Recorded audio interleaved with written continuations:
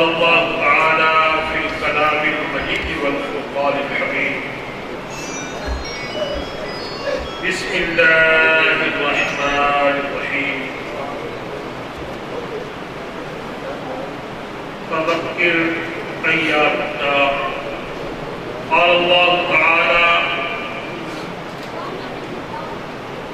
خصوصا في شان حبيبه صلى الله تعالى عليه وسلم مخبرا وآمرا إن الله وملائكته يصلون على النبي يا أيها الذين آمنوا صلوا عليه وسلموا تسليما محمد صلى الله عليه وسلم اللهم صل على سيدنا ومولانا محمد النبي الأمي الحبيب العالم قادر العليم الجاه وعلى آله وصحبه وسلم صلاة وسلام عليك سيدي يا رسول الله الصلاة والسلام عليك يا رسول الله وعلى آلك وأصحابك سيدي يا حبيب الله ایک مرتبہ پھر محبت سے درود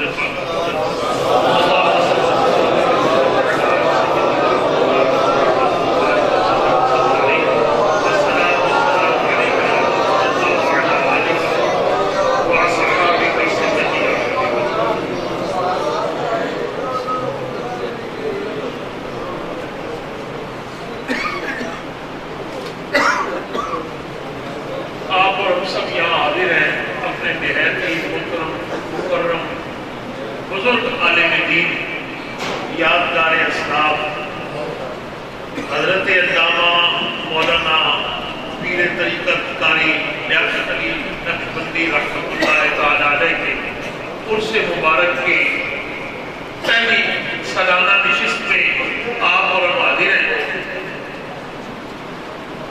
اللہ رب العالمین نے بھی قرآن پاک میں یہ ارشاد گرامی فرمایا ہے کہ اللہ کے جو ایام ہیں جو دن ہیں ان کا ذکر کیا جائے، اور جملہ مفسرین نے کہا ہے کہ اس سے کیا مراد ہے؟ اللہ دن کو عرف عام میں ہم کہتے ہیں پیدائش کا دن ہو یا مثال کا دن ہو یا کسی، اللہ رب العالمین ان سب چیزوں سے پاک ہے جن کا تعلق اور نسبت دنوں کے ساتھ ہے۔ تو خالق و مالک ہے، کسی حوالے سے بھی کسی دن کو اس کے ساتھ نسبت نہیں ہے، دن کا تو وہ خالق ہے۔ کوئی ایسا معاملہ جس کو تعلق دن سے ہو اس کو اللہ سے تعلق نہیں ہے، پھر یہ کیا مطلب ہے؟ تو جملہ مفسرین نے کہا معنی یہ ہے کہ اللہ والوں کے دنوں کو یاد کرو، یہی اللہ کے دنوں کو یاد کرو۔ اور ظاہر ہے اللہ والے بھی قیامت تک آتے رہیں گے۔ ہمارے اسلاف جن کے ہم ذکر اذکار کرتے ہیں، حضور داتا علی اجمیری ہیں، حضرت معین الدین چشتی اجمیری ہیں، سب کے اذکار اور دنوں کی نسبت اور عروج ان سب کا تعلق اسی سے۔ تو حضرت کا ذکر کرنا یہ بھی خیر اور برکت کا باعث ہے۔ حضور کی امت کے علماء ان کا ذکر کرنا، اور پھر کچھ سنی سنائی بات ہوتی ہے، وہ خوش آمد کرنے والا خوش آمد کرتا ہے۔ اللہ پاک کا ہم پر یہ کرم ہے کہ الحمدللہ اللہ پاک نے ہمیں خوش آمدی ہونا بڑے حد تک ہم بچے ہوئے ہیں، ہو سکتا ہے کبھی کر بھی لیتے ہو۔ قاری لیاقت علی نقشبندی رحمۃ اللہ تعالی علیہ کئی برسوں سے رحیمیات خان تشریف لاتے تھے۔ ان کا اٹھنا بیٹھنا، ان کی سادگی، ان کے چہرے پر روز افزون ترقی کرتا ہوا نور اس بات کی نمازی کرتا تھا کہ یہ واقعی اسلاف کی علامت ہے، یہ بزرگوں کی نشانی ہے۔ کوئی کرو فر نہیں ہے۔ یہاں یہ حال ہوتا ہے کہ جبے سے یوں لگتا ہے جیسے پتہ نہیں ماشاءاللہ کوئی مصر سے فاضل ہے اور بہت بڑے، اور جب وہ گفتگو کرتے ہیں تو ہم حیران ہو جاتے ہیں۔ جیسے بزرگوں نے لکھا نا کہ کوئی صاحب تھے تو وہ بڑے ماشاءاللہ استاد کی محفل میں بیٹھتے تو بڑا ان کا عبادت والا جبہ اور امامہ، لیکن چپ رہتے، استاد کی محفل میں بولتے نہیں تھے۔ ایک دن انہوں نے کہا استاد صاحب آج میں آپ سے کوئی سوال پوچھنا چاہتا ہوں۔ انہوں نے کہا استاد نے کہا بڑا ذہین بچہ ہے، بڑی ہیبت ہے، بڑا سا سوال پوچھے، اس نے کہا جناب آپ کل پوچھے. ساری رات استاد نے کتاب کی تیاری کی، صبح بھی دیکھتے رہے. اب جب آئے پڑھانے کا استاد صاحب سوال پوچھو، ان کا پوچھے. ان کا حضور سوال یہ ہے کہ روزہ کب افطار کرتے ہیں؟ جب سورج غروب ہو جاتا ہے. تو حضور اگر سورج ہی غروب ہو تو پھر کیا کریں؟ استاد نے کہا بیٹا تیرا چپ رہنا بہتر.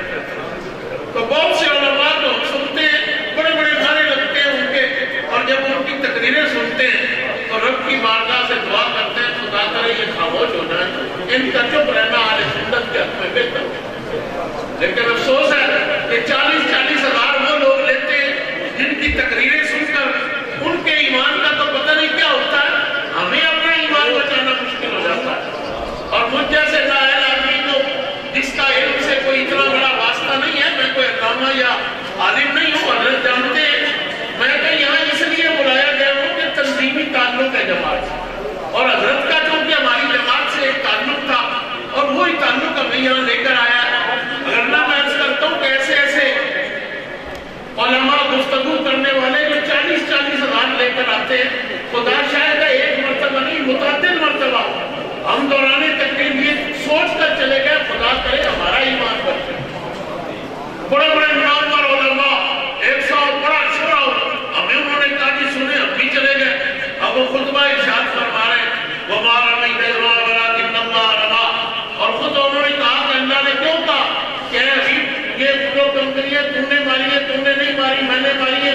پتہ نہیں کہاں سے انہوں نے سیکھ لیا. اور تو اللہ نے کہا ہے حبیب تجھے تو بنایا رحمت للعالمین، اور مارنا تو عیب ہے اور تو عیب سے پاک ہے، اس لیے عیب کو تیری طرف نسبت نہ دوں، یعنی اللہ نے عیب کو اپنی طرف نسبت دے. کیا ہو گیا؟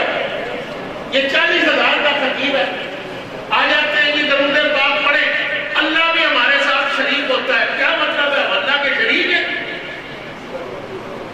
الفاظ جو ایک ہو گئے ان اللہ وملائکۃہ علی النبی یا ایھا الذین آمنوا صلوا علیہ وسلموا تسلیما.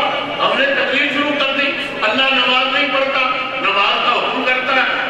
زکوٰۃ نہیں دیتا، زکوٰۃ دینے کا حکم کرتا ہے. درود خود بھی پڑھتا ہے، ہم بھی پڑھتے ہیں. یہ ایسی نیکی ہے، اللہ بھی ہمارے ساتھ شریک ہے. اللہ نیکیاں کرتا ہے. ہمیں کیا ہو گیا؟ حالانکہ یہ سادہ مسئلہ ہے اور تمام کتابوں میں موجود ہے، ہماری درسی کتابوں میں کہ اللہ رب العالمین کا حضور شریف میں موجود ہے کہ اللہ رب العالمین کا درود اس معنی میں ہے کہ اللہ اپنے حبیب پر رحمت نازل کرتا ہے. فرشتوں کا درود اس معنی میں ہے کہ فرشتے حضور کے لیے اللہ کی بارگاہ سے طلب رحمت کرتے ہیں. ایک مانگنے والا ایک عطا کرنے والا ہے، کوئی شرکت ہے. اور ہمارے درود کے معنی یہ ہے کہ ہم اپنے لیے بھی رحمت طلب کرتے ہیں اور حضور کے لیے بھی رب سے رحمت طلب کرتے ہیں. اور ہمارے درود کا تو اللہ کے محبوب کریم صلی اللہ علیہ وسلم کے حدیث پاک ہم علماء سے سنتے ہیں کہ اللہ کے محبوب کریم صلی اللہ علیہ وسلم جلوہ گر ہوئے صحابہ تشریف فرما. حدیث پاک کا محبوب ہے کہ آقا علیہ السلام درود پاک پر بڑے آثار مسرت تھے، بڑے شاداں پڑا. صحابہ نے اس کے اللہ کے محبوب ماں باپ آپ پر نثار جائیں، آج کوئی بہت خوشی کی بات ہے. فرمایا آج بہت خوشی، کیا خوشی کی بات ہے؟ اللہ کے حبیب اللہ کے محبوب نے ارشاد گرامی فرمایا حدیث مبارکہ کہ جبرائیل علیہ السلام حاضر ہوئے اور کہا اللہ کے محبوب جو آپ کا امتی آپ کے لیے ایک مرتبہ رب کی بارگاہ سے طلب رحمت کرے گا، آپ کے لیے درود پاک پڑھنا کیا ہے؟ رب کی بارگاہ سے حضور کے لیے طلب رحمت کرنا، اس کا نام درود پاک. ہمارا درود کیا ہے؟ اللہم صلی علی محمد وعلی آل محمد وبارک وسلم. اے اللہ تو اپنے محبوب پر رحمتیں بھیج. اللہ نے یہی فرماتا ہے نہیں، اللہ رحمتیں نازل کرتا ہے. ہم اس کی بارگاہ سے مانگنے والے، وہ اپنی رحمت عطا کرنے والا. برابری کس بات کی ہے؟ شرکت کس بات کی ہے؟ کسی معاملے میں کوئی اللہ کا معاذ اللہ شریک نہیں ہے. اللہ رب العالمین خالق ہے. مخلوق کا کیا مطلب ہے؟ پتہ نہیں نعت خانوں نے کہاں سے لے لیا. جب سنتے ہیں حیران ہو جاتے ہیں کہ یہ بھی ماشاءاللہ، اور ہر کسی کو خطیب بننے کا شوق ہو گیا. آج حضرت امام اہل سنت فرماتے ہیں کہ جو پڑھا ہوا نہیں ہے اس کو تبلیغ بھی حرام ہے. اگر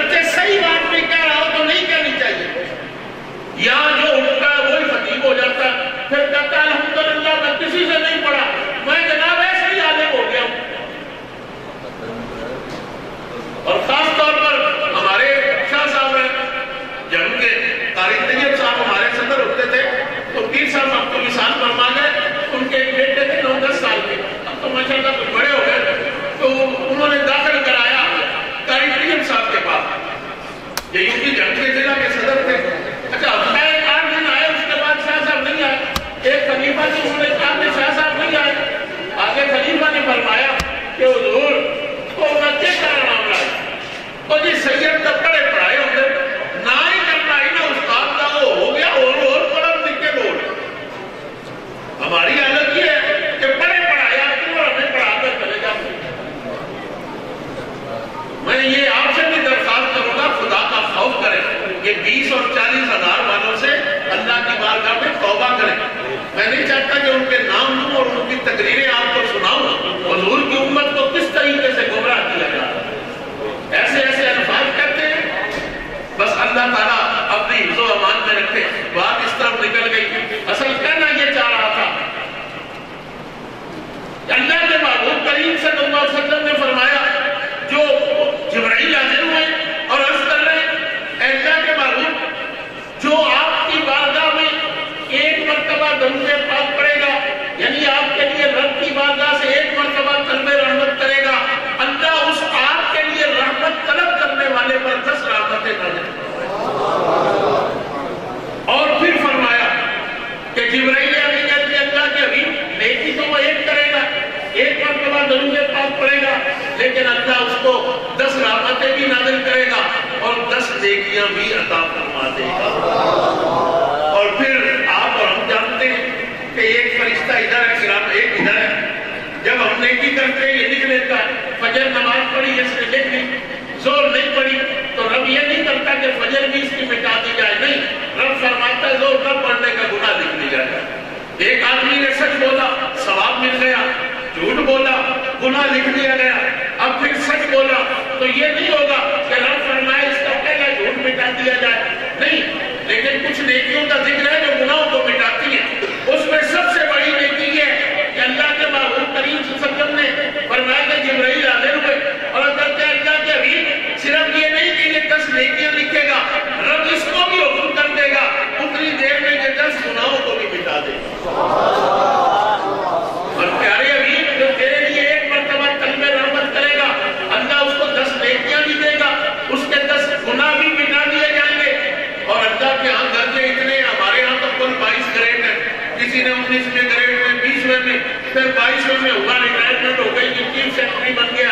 اللہ کی بارگاہ میں اتنے درجات ہیں کہ اللہ کے محبوب نے فرمایا کہ جبرائیل امین نے اس کے اللہ کے حبیب جو آپ کے لیے رب کی بارگاہ سے ایک مرتبہ طلب رحمت کرے گا اللہ اس کے ہر طلب رحمت پر 10 درجات کو بھی بلند فرما دے. تو آیا درود پاک پڑھنا اس معنی میں کہ اللہ ہم پر رحمت نازل فرمائے. تو یاد رکھیں اس قسم کے یہ جو ہمارے قریب 40 ہزار والے آتے ہیں ان سے بچنا چاہیے آنے سنت, اور اپنے اس پیسے کو اللہ کے دین پر خرچ کرنا ہے. مقرر کے لیے ہمارے پاس 50 ہزار ہے اور محرم کے دنوں میں اللہ تعالیٰ اپنے حفظ و امان میں رکھے. جو کچھ کہا جاتا ہے ہماری سمجھ میں تو آتا ہی نہیں ہے, لیکن میرا چونکہ یہ موقع نہیں ہے بات کروں. بڑے بڑے خطیب, بڑے بڑے نامور لوگ ایسی ایسی باتیں کہتے ہیں اجماع امت کے مخالف. حضور کی امت کو پتہ نہیں کیا درس دینا چاہتے ہیں.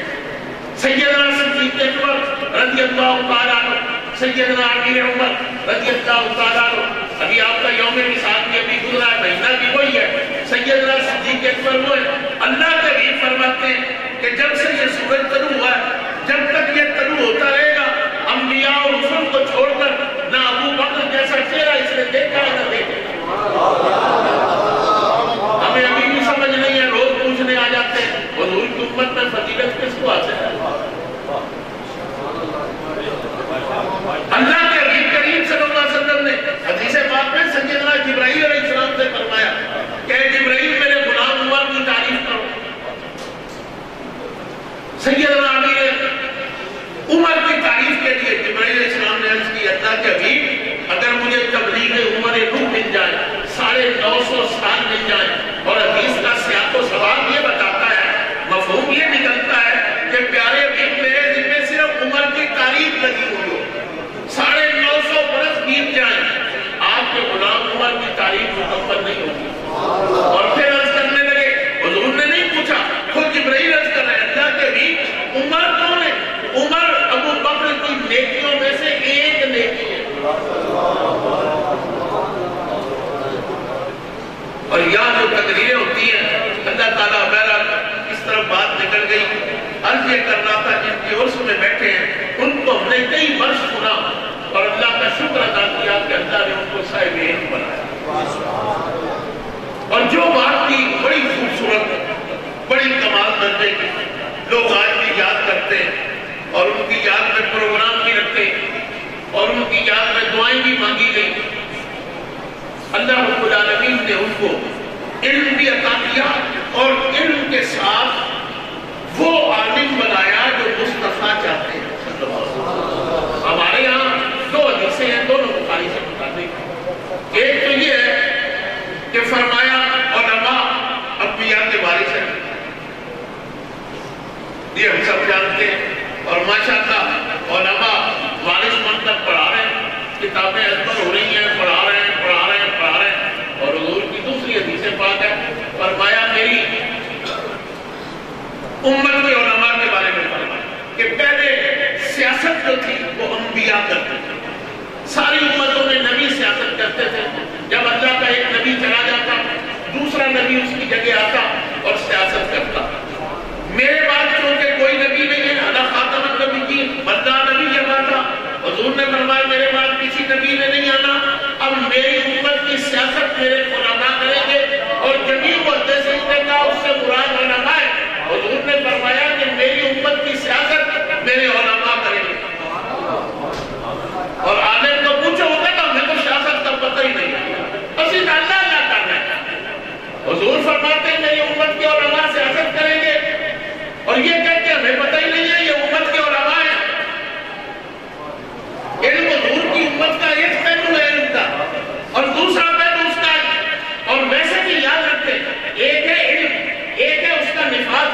ہم نے قرآن پڑھا، قرآن میں کہا آنکھ کے بدلے آنکھ ہے، ناک کے بدلے ناک ہے، اور پھر کہا یہ تورات انجیل میں بھی یہی حکم تھا، من لم یحکم بما انزل اللہ اولئک هم الفاسقون. پھر فرمایا یہی ذکر کر کے کہ من لم یحکم بما انزل اللہ اولئک هم الظالمون. پھر فرمایا اولئک هم الکافرون. کیا مطلب ہے؟ علماء نے کہا کہ حضور یہ دین کو تو مانتا ہے، یہ بھی کہتا ہے نظام ٹھیک ہے، یہ تو یہ نہیں کرتا یہ فاسق ہے. جیسے مسلمان ہے نماز نہیں پڑھتا فاسق ہے. دوسرا وہ ہے یہ بھی کہتا ہے حضور کا نظام ٹھیک ہے لیکن حضور کا جھنڈا نہیں اٹھاتا، جھنڈا دوسرے کا اٹھایا ہوا ہے، یہ ظالم ہے. اور دوسرا کھڑا ہو گیا اس میں نظام ہوتا کیا، حضور کا نظام کیا ہے؟ قرآن نے کہا اولئک هم الکافرون. تو حضور نے فرمایا میری امت کی سیاست. آج بڑے بڑے رائٹر لکھ رہے ہیں کہ جناب اور مولویوں کا کیا کام ہے سیاست میں، مولوی کو جنازے پڑھائے. ہم الیکشن لڑ رہے تھے ایک صاحب ہمارے ہاں ہیں، انہوں نے فرمایا جی آپ کی جنازے پڑھائیں، آپ نکاح پڑھائیں، آپ بچوں کے کانوں میں اذانیں دیں. تو میں نے کہا محترم اذان دیں، سب سے بڑی خوشی ہے بچہ پیدا ہوا تو ہمیں بلا لو، فوت ہو گیا تو ہمیں بلا لو، دفن ہو گیا تو قبر پر ہمیں بلا لو. تو ووٹ پھر تمہیں دینا. جب خوشی کے موقع پر بھی آنا ہمارا کام ہے، غمی کے موقع پر بھی آنا ہمارا کام ہے، شادی ہو تب بھی ہم آئیں. تو جب تک وہ ووٹ کا موقع ہو تمہارا کام صرف یہ ہے کہ ووٹ کی پرچی تمہیں لگا دیں. یاد رکھیں یہ کوئی ایسے نہیں کہ اللہ کے حبیب نے فرمایا میری امت کی سیاست میری امت کے علماء کریں. اور قاری لیاقت علی نقشبندی وہ تھے جو مکمل عالم تھے، تدریسی کام بھی کر رہے تھے اور سیاست بھی حضور کی امت کی کر رہے تھے. اور حضور نے یہ دونوں پہلو بیان کیے. کہنا میں یہ چاہ رہا تھا کہ قرآن کہتا ہے ہاتھ کاٹ تو کون کاٹے گا؟ وہ کاٹے گا جو اللہ کے دین کو نافذ کرے گا. اور کون نافذ کرے گا؟ جو دین کو جانتا ہوگا. وہ تو کہتا ہے میں سیاست کروں گا ہی نہیں، تو پھر حضور کا دین نافذ کیسے ہوگا؟ یہ تو حضور کے دین سے بغاوت ہے. اور قاری لیاقت علی نقشبندی صاحب کی یہی خوبی تھی کہ اس ابتدا کے دور میں جب لوگوں نے علماء کو بھی پٹری سے اتار دیا ہے، یہ اس راستے پر گامزن گئے جو رسول اللہ کا فرمایا ہوا. اس لیے ہمارے دل میں ان کی قدر و منزلت کہیں زیادہ ہے. اور حضور کی امت کا وہ طبقہ یاد رکھیں مکمل عالم ہے ہی وہ جو علم کا بھی وارث ہے اور حضور کی سیاست کا بھی وارث ہے. یہ حضور نے فرمایا میں اپنی طرف سے آپ کو دونوں چیزیں سنائی کہ میری علم کی وراثت بھی علماء کے پاس ہے اور حضور کی امت کی سیاست کی وراثت بھی علماء کے پاس ہے. ایک وراثت لے لی ایک چھوڑ دی. نہیں، کامل عالم وہ ہے جو حضور کی امت کا عالم بھی ہے، علم دین پڑھا بھی رہا ہے اور نفاذ اسلام کی جدوجہد بھی کر رہا ہے. اس لحاظ سے علامہ پیر طریقت قاری لیاقت علی نقشبندی رحمۃ اللہ تعالی علیہ عالم کامل اور اللہ نے ان کو صلاحیتیں بھی عطا کی. دیکھیں، یاد رکھیں، ہماری ذمہ داری یہ نہیں ہے کہ ہم حکومت لے آئیں اور جناب ہم لوگوں کو کہیں کہ نہیں. ہماری ذمہ داری یہ ہے کہ پوری ایمانداری سے اللہ کے دین کو پہنچائیں، لوگوں کے دلوں کو تبدیل کرنا یہ اللہ رب العالمین کا. انشاءاللہ ہم جب پوری طرح جدوجہد کریں گے تو لوگوں کا دین کی طرف میلان ہوگا، اور جب دین کی طرف میلان ہوگا تو سارے معاملات ٹھیک ہو جائیں گے.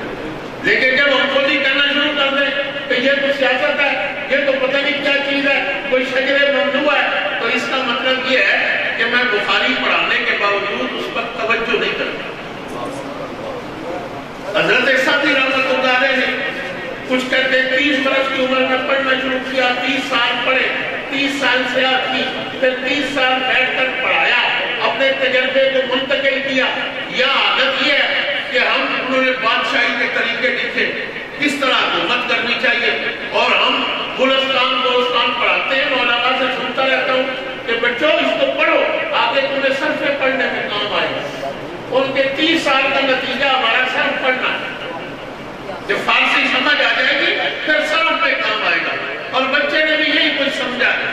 یاد رکھیں، ہم جو طبقہ علماء ہے ہمارا، اس کی ذمہ داری ہے کہ حضور کا دین پڑھا رہے ہیں تو حضور کے دین کی سیاست کی پڑھا رہے ہیں. یہ دین کا حصہ ہے، یہ خدا نہیں ہے. کمال کی بات یہ ہے کہ علامہ اقبال نے سمجھ لیا، اس نے فرما دیا جدا ہوتی سیاست پہ تو رہ جاتی ہے چنگے دین، علماء کو بھی سمجھ نہیں آئی. تو ہمارا طبقہ علماء سے یہ میری بھی درخواست ہے، ہمارا طالب علم ہونے کی حیثیت سے، کہ حضور کے دین کو آپ پڑھ رہے ہیں پوری طرح پڑھیں اور اسی پوری طرح اپنے علماء کو پڑھائیں. انشاءاللہ پھر آپ دیکھیں کہ نتیجہ کس طرح نکلتا ہے. قاری صاحب کے بعد رحمۃ اللہ علیہ جب کبھی رحیمیات خان تشریف لاتے بہت خوشی کا اظہار فرماتا. الحمدللہ یہ تو ہم نہیں کہتے کہ ہم نے کوئی انقلاب برپا کر دیا ہے، لیکن یہ ضرور کہتے ہیں کہ رحیمیات خان کے پورے ضلع میں کسی بندے کی، یہ میں ڈنڈے کی چوٹ کہہ رہا ہوں، یہ جرأت نہیں ہے کہ ہم حضور کے نظام کا پیغام جا کر کسی اہل سنت کی مسجد میں دیں اور کوئی جرأت کرے اور کھڑا ہو جائے کہ نہیں یہ نہ کہو. یاد رکھیں، ہمیں حضور کے نظام سے بھی اپنی وفا رکھنی ہے. ختم نبوت میں ویسے تو میں چاہتا تھا کہ کچھ حضور کے نظام کے بارے میں مزید بھی کچھ باتیں کہوں، کیونکہ وقت کافی ہو گیا اور آپ کو بھی بڑی انتظار کی زحمت ہوئی، اس پر معافی بھی چاہتا ہوں. ختم نبوت کا مسئلہ میں بیٹھا چلو، اتنے بزرگوں کی موجودگی میں بیٹھنا نہیں چاہتا تھا. پھر بھی حکیم صاحب نے حکم کیا، میرے گھٹنے میں کئی روز سے تقریباً 15-20 دن میں گھر سے بھی نہیں نکلا. پھر بھی میں معافی چاہتا ہوں، علماء کی موجودگی میں جماعتی جلسے میں بیٹھ کر گفتگو کرنا مناسب نہیں ہوتا. بہرحال یاد رکھیں، ختم نبوت کا مسئلہ حضور کی امت میں بہت بڑا مسئلہ ہے.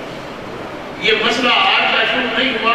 آقا علیہ السلام کی حیات مبارکہ میں مسلمہ نے خود حضور کی بارگاہ میں خط لکھا تھا کہ میں، اللہ نے مجھے دیہاتوں کا نبی بنایا، آپ کو شہروں کا نبی بنایا. محدثین نے لکھا، حضور کی بارگاہ میں خط بھیجا کہ آپ مجھے دیہاتوں کا نبی مان لیں، میں آپ کو شہروں کا نبی مان لیتا ہوں. اللہ کے محبوب کریم صلی اللہ علیہ وسلم نے اس کی سرکوبی کے لیے لشکر ترتیب فرمایا.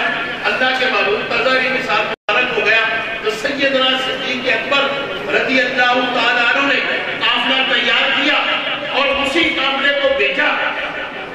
تو صحابہ جمع ہوئے، انہوں نے کہا حضور ادھر قبائل نے بغاوت کر دی ہے، ادھر منکرین زکات آ گئے.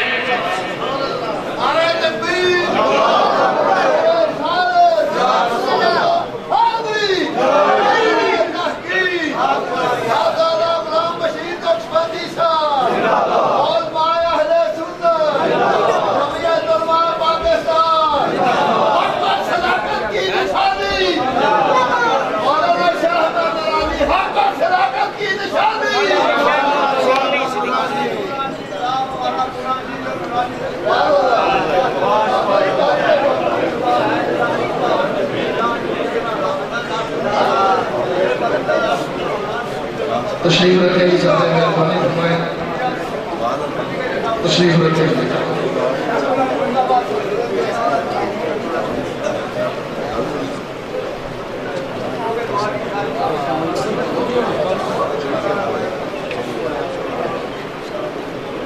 حضرت تشریف لائے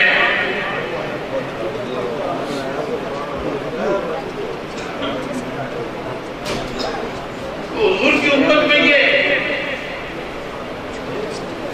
مسئلہ میں نے کیا اس وقت سے تھا سیدنا صدیق اکبر رضی اللہ تعالیٰ نے لشکر بھیجا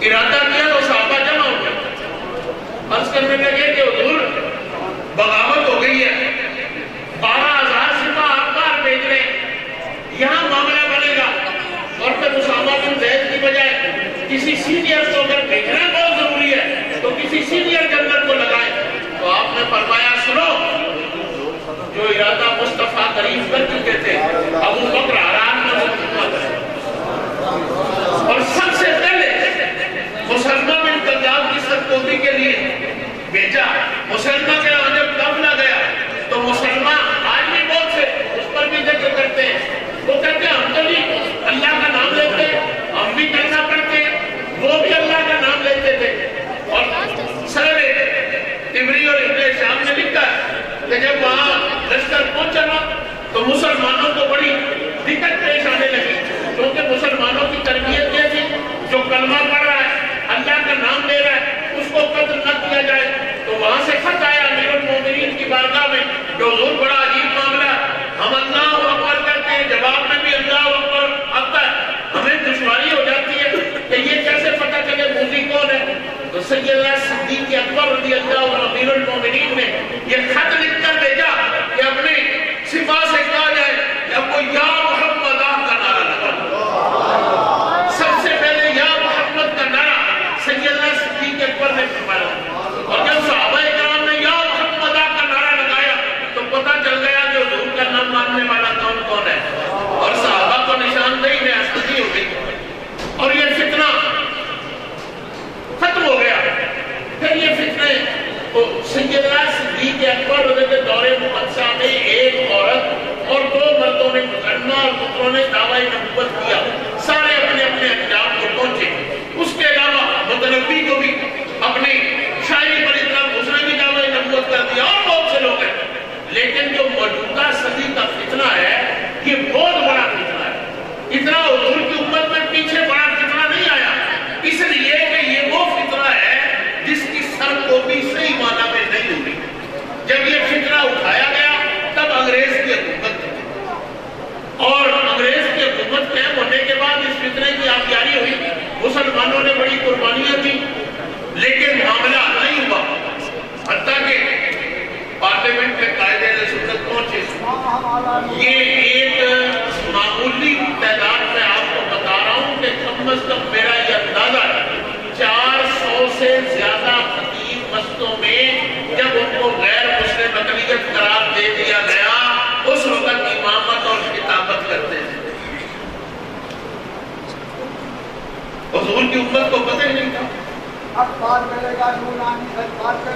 یہ کوئی معمولی بات نہیں تھی اور ایسے بھی ہیں مولوی بڑی بڑی آنے والے سب بزرگوں کے بارگاہ میں ہر کسی سے گستاخی سے پیش آنا جو سکول جائے کافر فلانا کافر لوگوں کے اندر جناب یہ شروع کر دیا کہ یہ تو قادیانیوں کو تحفظ دیا گیا یہ تو یہ مرتد تھے صاحب علم ہے اور بڑے افسوس کی بات ہے پھر بھی بددیانتی کرتے کیا مطلب ہے قائدین سنت ڈر گئے تھے علماء خوف زدہ ہو گئے تھے کہ مرتد لگ گئے نہیں اس پر کئی دن تک میٹنگ ہوئی علماء سے یہ فیصلہ لیا گیا کہ کیا یہ مرتد ہے یا کافر ہے تمام علماء نے فقہاء کے قاعدے کی روشنی میں کہا کہ 1890 میں اس نے وادی ہونے کا دعویٰ کیا 1900 میں نبوت کا دعویٰ کیا 1908 میں ملعون مر گیا اس کے بعد اس کے بیٹے ہوئے پھر اس کے پوتے ہوئے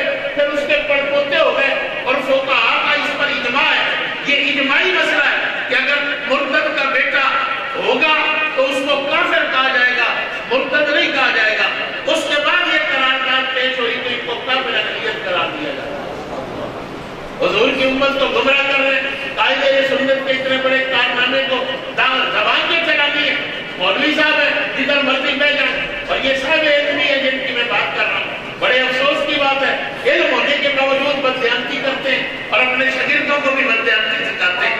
یاد رکھیں یہ قاعدہ کلیہ ہے کہ قادیانی جو اس کے بیٹے تھے، جو وہ تو مر گئے، جو مرتد ہوئے تھے، اس کے بعد وہ اسی دین پر رہے، اس لیے ان کو کافر اقلیت قرار دیا گیا۔ اور حضور کی امت میں اٹھنے والے یہ فتنے کو جو کم از کم 70-80 برس چلا، اس کے بعد قائد اہل سنت نے ان کو کافر قرار دیا، اور کافر قرار دلوانے کے بعد اس فتنے میں کمی آئی ہے۔ ابھی بھی پوری طرح ختم نہیں ہوا، لیکن یہ فتنہ پھیلنے سے بہت حد تک رہ گیا ہے۔ تو حضور کی امت کے لیے یہ کام قائد اہل سنت نے کیا۔ افسوس یہ ہے کہ ہمیں اپنے اسلاف کے بھی پتہ نہیں ہے۔ بہت سے نوجوان ہمیں لوگ کہتے ہیں جو کہ مولانا نورانی کو نہیں جانتے ہیں، میں سنی پر اگر مولانا کو نہیں جانتے، کئی لوگ ہیں وہ کیسا سننی ہے جس نے گھر میں کبھی مولانا کا تذکرہ ہی نہیں کیا۔ مولانا وہ انسان تھے، مولانا ویون نقشبندی صاحب کوئٹہ کے بہت بڑے بزرگ عالم دین ہیں۔ ایک دن ہمارے ادارے میں حضرت 2000 میں تشریف لائے تو انہوں نے خطاب کرتے ہوئے کہا، سنیو مولانا نورانی سے بڑا متقی چاہتے ہو تو امام مہدی سے پہلے کوئی نہیں آئے۔ مولانا نورانی اتنے بڑے انسان تھے، جب ان کے ہاں فلیٹ بن رہا تھا، 2-4 کراچی کے لوگ بنا رہے تھے، تو ایک دن مجھے مولانا سعید مناصر صاحب نے بھی کہا، میں کراچی تھا کہ جی وہ فلیٹ بن رہا ہے، میں نے سنا رہائش بن رہی ہے، میں نے بھی سنی ہے، پتہ نہیں کس حال میں، پھر وہ رہائش بن گئی۔ اور جس دن وہ بنی سنی، اسماعیل صاحب کہتے ہیں کہ جب وہ بنانے والے ہیں میں بھی موجود تھا، اتفاق سے کراچی ان کے ساتھ گیا، اور جا کر حضرت کو انہوں نے رہائش دکھائی، 3 منزلہ رہائش تھی۔ میرے ایک دوست ہیں، میرے دوست ہیں، والد صاحب کے دوست ہیں، ہمارے بزرگ ہیں، مل آنر ہیں، آج سے 15-16 برس پہلے انہوں نے مجھے کہا تھا کہ کم از کم 2 کروڑ روپے اس کی مالیت ہے، اور وہ فلیٹ بنایا حضرت کے لیے، کس محبت سے مریدوں نے بنایا ہوگا، وہ مکمل ہو گیا، کہا حضور اس میں رہائش بھی رکھیں، دعا بھی کریں۔ حضرت نے دعا کی، قبول فرمایا، فائل دے دی، وہاں فائلیں ہوتی ہیں، اور بعد میں حضرت کے پاس جو اکاؤنٹنٹ تھے اور لگا کہ ان کی شادی ہوئی، حضرت نکاح پر تشریف لائے، اور نکاح کے بعد ولیمے پر بھی شریک ہوئے، اور پھر فرمانے لگے، نہیں بھائی میرا تو اپنے چبارے پر گزارا ہو رہا ہے، کرائے کے چبارے میں میرا تو اس پر گزارا ہو رہا ہے، اب تمہاری شادی ہو گئی، بچے ہوں گے، کیا کرو گے؟ فلیٹ کی مجھ سے زیادہ تمہیں ضرورت ہے، اور وہ اسی کو عطا کر رہا ہے، اور پھر ساری زندگی اس کا ذکر بھی نہیں کیا۔ ایک ہمارے پیر بھائی ہیں، سعیدی ہے میرے پیر بھائی ہیں، حضرت کی خدمت میں حاضر ہوئے، بچے کی شادی تھی، حضرت نے ایک لفافہ عطا فرما دیا، باہر آ کر گنتی کیا 1 لاکھ روپے تھا، یہ آج سے 20 برس پہلے کی بات ہے، اور پھر ساری زندگی کبھی کسی سے نہیں کہا میں نے اس کو پیدا دیا۔ ان کا تقویٰ اور ان کی پرہیزگاری اور ان کے کارنامے ذکر کریں تو زندگیاں بیت جائیں۔ یہ بھی ابو بکر صدیق کے بیٹے تھے، جس طرح انہوں نے سرگومی ابتدا انہوں نے کی تھی، انتہا انہوں نے کی۔ پہلے ملعون کو جہنم انہوں نے واصل کیا، اور ان کی زندگی سے پہلے وہ مر چکا تھا، اور اس کے بعد اس کی جتنی ضروریات تھی اس کو اس کے انجام تک جو چڑھے، جو منطقی اور شرعی انجام تھا اس تک آ کر صدیق اکبر کے اسی بیٹے نے پہنچا۔ باتیں تو بہت سی کہنے والی ہیں، انشاءاللہ حاضر ہوتے رہیں گے، امید کرتے ہیں، اور پھر انشاءاللہ آپ سے باتیں بھی ہوتی رہیں گی۔ اب دل چاہتا ہے کہ ایک بات میں آپ سے ضرور کہہ دوں، اللہ کا قرآن کہہ رہا ہے، أَلَمْ تَرَ إِلَى الَّذِينَ يَزْعُمُونَ أَنَّهُمْ آمَنُوا بِمَا أُنزِلَ إِلَيْكَ وَمَا أُنزِلَ مِن قَبْلِكَ يُرِيدُونَ أَن يَتَحَاكَمُوا إِلَى الطَّاغُوتِ وَقَدْ أُمِرُوا أَن يَكْفُرُوا بِهِ وَيُرِيدُ الشَّيْطَانُ أَن يُضِلَّهُمْ ضَلَالًا بَعِيدًا وَإِذَا قِيلَ لَهُمْ تَعَالَوْا إِلَىٰ مَا أَنزَلَ اللَّهُ وَإِلَى الرَّسُولِ رَأَيْتَ الْمُنَافِقِينَ يَصُدُّونَ عَنكَ صُدُودًا فَكَيْفَ إِذَا أَصَابَتْهُم مُّصِيبَةٌ بِمَا قَدَّمَتْ أَيْدِيهِمْ ثُمَّ جَاءُوكَ يَحْلِفُونَ بِاللَّهِ إِنْ أَرَدْنَا إِلَّا إِحْسَانًا وَتَوْفِيقًا أُولَٰئِكَ الَّذِينَ يَعْلَمُ اللَّهُ مَا فِي قُلُوبِهِمْ فَأَعْرِضْ عَنْهُمْ وَعِظْهُمْ وَقُل لَّهُمْ فِي أَنفُسِهِمْ قَوْلًا بَلِيغًا وَمَا أَرْسَلْنَا مِن رَّسُولٍ إِلَّا لِيُطَاعَ بِإِذْنِ اللَّهِ وَلَوْ أَنَّهُمْ إِذْ ظَلَمُوا أَنفُسَهُمْ جَاءُوكَ فَاسْتَغْفَرُوا اللَّهَ وَاسْتَغْفَرَ لَهُمُ الرَّسُولُ لَوَجَدُوا اللَّهَ تَوَّابًا رَّحِيمًا فَلَا فیما شجر بینہم ثم لا یجدوا فی انفسہم حرجا مما قضیت ویسلموا تسلیما. اب اس کا شان نزول سننے اور پھر بالکل مختصر کوشش کروں گا، بچوں کے کافی ہو گیا، ساری آیات کی بجائے 3-4 آیات کا مفہومی معنی بیان کر کے اپنی بات کو بیان کرنے کی کوشش کروں گا. شان نزول اس کا ایک ہی ہے کہ وہ ایک منافق جس کا ہم ذکر سنتے رہتے ہیں، جس کو امیر عمر نے قتل کیا. مفسرین کہتے ہیں آپ سنتے رہتے ہیں، بعض مفسرین نے کہا جھگڑا ان میں یہودی اور مسلمان کہلانے والے میں پانی کے مارا کا جھگڑا تھا. جھگڑا یہ تھا کہ پہاڑ کی طرف سے پانی آ رہا تھا، پہلے یہودی کی زمین تھی، پھر مسلمان کہلانے والے کی تھی. جھگڑا یہ ہوا کہ مسلمان کہلانے والے کا اصرار یہ تھا پہلے پانی میری زمین میں آئے پھر تمہاری زمین میں آئے. وہ کہتا تھا اس طرف سے آ رہا ہے اونچائی کی طرف سے، پہلے یہ پلاؤں گا پھر ادھر جائے گا. اس بات پر تنازع ہوا. تنازع کے بعد ہوا یہ کہ پھر ضرورت پڑی کوئی فیصلہ کرے، تو مسلمان کہلانے والے کو اس نے کہا کہ بھائی کہیں سے فیصلہ کروا لیتے ہیں. اس نے کہا ٹھیک ہے، کس سے کروائیں؟ اس نے کہا تمہارے مولوی کعب بن اشرف سے کرواتے ہیں. یہودیوں کا بڑا مولوی تھا، وہ تھا تو یہودی، لیکن وہ کہنے لگا نہیں ہمارا مولوی تو چٹی خور ہے، جس سے پیسے لیتا اسی کے لیے فیصلہ کر دیتا. اور محدثین نے اور بھی اس کے واقعے لکھے کہ جب وہ تورات پڑھتا تو جو بات ہوتی اس پر انگوٹھا رکھ لیتا، اس سے آگے تلاوت شروع کر کے مسئلہ سمجھاتا. اس نے کہا نہیں اس سے فیصلہ نہیں کرانا. کس سے کرانا ہے؟ اس نے کہا فیصلہ اگر کرانا ہے تو رسول اللہ صلی اللہ علیہ وسلم. یہودی کا اس نے کہا میں ہوں تو یہودی لیکن فیصلہ تمہارے نبی کریں گے. دونوں آ گئے. حضور نے فیصلہ، دنیاوی معاملہ تھا، دنیاوی معاملے میں یہودی ٹھیک تھا، یہودی کے حق میں فیصلہ کر دیا. اب باہر نکلے. محدثین کہتے ہیں کہ اس نے حضور کی بارگاہ میں بھی بحث کی کہ میں مسلمان ہوں یہ یہودی ہے، میں مسلمان ہوں یہ کہتا ہوں یہودی ہے یہ کہتا ہے، کہ حضور سمجھے مسلمان ہے فیصلہ میرے حق میں کر دیں. لیکن حضور نے فیصلہ کر دیا امیر عمر کے پاس. وہ کہنے لگا کہ امیر عمر سے فیصلہ کراتے ہیں، وہ مسلمان کہلاتا تھا. کیوں؟ اس نے کہا کہ اشداء الکفار ہے، لہذا کبھی بھی اس کے حق میں فیصلہ نہیں کریں گے. اس نے کہا جتنے بھی سخت ہو ہیں تو غلام مصطفیٰ انصافی تو نہیں کر سکتے. اس نے کہا چلو آگے امیر عمر کے دروازے پر حدیث پاک میں آپ کا شانہ ایکسس میں آگے معاملہ. اس نے کہا میں مسلمان ہوں، یہودی ہے، یہودی یوں کہتا ہے، میں مسلمان یوں کہتا ہوں. بات لمبی اس نے ختم کی. مختصر یہودی نے کہا ایک بات میری بھی سن لیں، بتاؤ آج سے پہلے اس معاملے کا فیصلہ رسول اللہ صلی اللہ علیہ وسلم میرے حق میں کر چکے. سیدنا امیر عمر کے چہرے کا رنگ بدل گیا. مسلمان کہلانے والے سے پوچھا بات ٹھیک ہے؟ اس نے کہا حضور ٹھیک ہے لیکن میرا دل چاہتا حضور نے کیا آپ بھی کر دیں. آپ عالم غیب میں گھر میں داخل ہوئے اور جب باہر آئے تلوار ان کے ہاتھ میں تھی، یہ کہتے ہوئے اس کا سر قلم کر دیا جس کو مصطفیٰ کریم کا فیصلہ منظور نہیں ہے، عمر کے پاس اس کا یہی فیصلہ. اب وہ جو اس کے قبائل تھے منافقین اکٹھے ہو گئے، حضور کی بارگاہ میں آئے اور آ کر اصرار کرنے لگے کہ اللہ کے حبیب ہمیں کے ساتھ دلایا جائے. امیر عمر نے کلمہ کو قتل کر دیا، مسلمان قتل ہو گیا. اللہ کے حبیب باتیں سن رہے ہیں، قرآن آ گیا. اب ذرا قرآن کا حکم تو نزول خاص ہے، حکم آ گیا آپ سارے جانتے ہیں. اللہ کے قرآن نے کہا اور اب اپنا واسطہ کریں، کیا آپ بھی ہمارے اندر یہی کچھ تو نہیں ہے؟ رب نے کہا الم تر الی الذین یزعمون انہم آمنوا بما انزل الیک وما انزل من قبلک. پیارے حبیب ذرا ان کو دیکھیں، دعوے ان کے یہ ہیں، یزعمون دعوے یہ ہیں انہم آمنوا بما انزل الیک وما انزل من قبلک. اے پیارے حبیب جو آپ پر نازل ہوا یعنی قرآن، ہم اس کو مانتے، ہم قرآن کو نہیں مانتے. مولوی جی تسی بہتے مانتے، اسی بھی قرآن کو مانتے، اسی بھی نماز کو مانتے. اللہ فرما رہا ہے دعوے یہ ہیں یریون حولہ اور دے یہاں پر بڑی ہو چلے بات کریں مولوی کچھ اللہ قرآن میں دعوے اسی کو بڑھائی ایسی نہیں بڑھائی اور کسی نہیں بڑھائی قرآن دے اسی کو مانتے.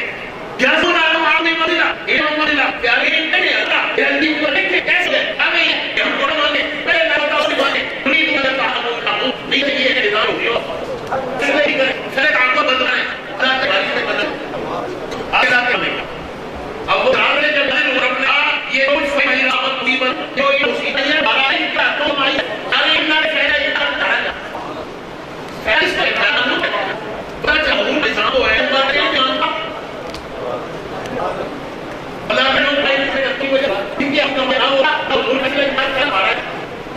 نے فائدہ بیان دیا باتوں بھی سب کرنے میں کہنا کرنے کرنے فیصلہ پر گئی ایڈی دیر لائن رہنا کوئی مانا ہوئی